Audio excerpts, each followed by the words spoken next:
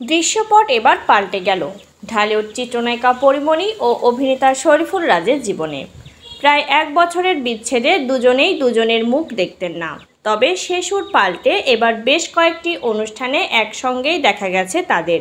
ইদানিং পরীর বাসাতেও এসেছেন রাজ, খেয়েছেন পরীর হাতে রান্না করা মজাদার খাবার। গত বছরেই কখনো কোনো অনুষ্ঠানে একসঙ্গে হাজির হতে দেখা যায়নি রাজ ও পরীকে। তবে সে নিয়ম ভেঙে এবার বেশ কিছু অনুষ্ঠানে একই সঙ্গে দেখা গেছে তাদের।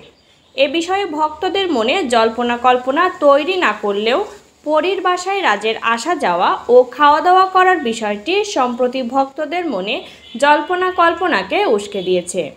বিষয়টি নিয়ে পরীর সাথে কথা হলে সংবাদ মাধ্যমকে পরী বলেন, হ্যাঁ, বেশ কয়েকটি অনুষ্ঠানেই আমাদের একসঙ্গে দেখা গেছে। তবে অনুষ্ঠানে আমার পাশে রাজ দাঁড়িয়ে আমাকে বিব্রত করেছে। আমি তাকে ডাকিনি, সেই নিজ থেকে এসেছিল। রাজের বাসায় আসার বিষয়ে পরী বলেন, আসলে আমার বাসা থেকে চলে যাওয়ার সময় তার কিছু কাগজপত্র আমার বাসায় রেখে গিয়েছিল, সেগুলোই নিতে এসেছিল। পরী আরও বলেন, সেই কাগজপত্র আমি যত্ন করে রেখে দিয়েছিলাম, এসে নিয়ে গেছে। বাসায় এলে তো আর বের করে দিতে পারি না। রান্না করেছিলাম, সবাই মিলে একসঙ্গে খেয়েছি।